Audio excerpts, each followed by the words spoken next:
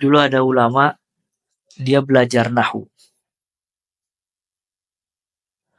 Akhirnya karena sulitnya ilmu nahwu, dia mentok, dia tinggalkan ilmu nahwu tersebut. Akhirnya dia duduk di depan rumahnya. Dia lihat tetesan air jatuh di atas batu. Terus tetes. Nah, air itu kalau ditetes, batu itu kalau ditetes dengan air lama-lama apa? Lama-lama berlubang dia, terkikis dengan air. Kata dia, subhanallah, qalbi, hati ana nggak sekeras batu. Dan ilmu itu ya seperti tetesan air. Kalau seandainya batu ini bisa terkikis dengan tetesan air, maka hati ana pun bisa menerima ilmu sedikit demi sedikit. Akhirnya dia belajar lagi sampai dia menjadi imam dalam bab nahwu. Ya, sebagian lagi belajar futur, mentok, ya, liar mungkin, nggak bisa belajar. Nah, subhanallah, dia ngelihat semut ngangkat beban. Semut itu hewan yang bisa mengangkat beban lebih besar daripada tubuhnya. Dia ngangkat ke tembok, jatuh lagi, turun lagi itu semut. Angkat lagi, turun lagi. Angkat lagi, turun lagi. Terus sampai subhanallah berhasil masuk ke lubangnya, bawa makanan itu. Akhirnya kata dia, kalau seandainya semut ini tidak berputus asa dalam mengambil makanannya untuk sampai ke lubangnya, maka kenapa anak putus asa? Akhirnya dia belajar lagi sampai jadi imam. Jadi maksudnya manusia itu wajar jatuh.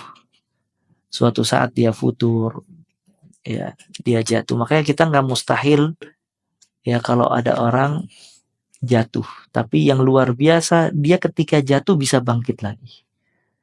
Dia bisa memotivasi dirinya, bisa bangkit dan semangat kembali. Nah, makanya di sini disebutkan ya, seseorang jangan futur, maksudnya jangan lemah. Kalaupun emang dia lemah suatu saat, dia harus bangkit lagi dalam semua hal. Ya, karena hidup ini kompetisi. Antum harus tahu hidup ini kompetisi. Kata Allah Azza wa Jal, disebutkan oleh Ibnu Qayyim dalam kitab Al-Fawaid, liman syaa minkum an yataqaddama aw yata'akhkhar. Kata Allah Azza wa Jalla dalam surat Al-Mudaththir, barang siapa di antara kalian yang menghendaki, dia bisa di depan atau di belakang. Yataqaddam aw yata'akhkhar. Ayat ini menunjukkan manusia itu antara dua. Kalau dia nggak ke depan, maju ke depan, pasti kemana? Ke belakang. Nggak ada stagnan di tengah-tengah. Kalau dia nggak mau ke depan, dia mesti ke belakang.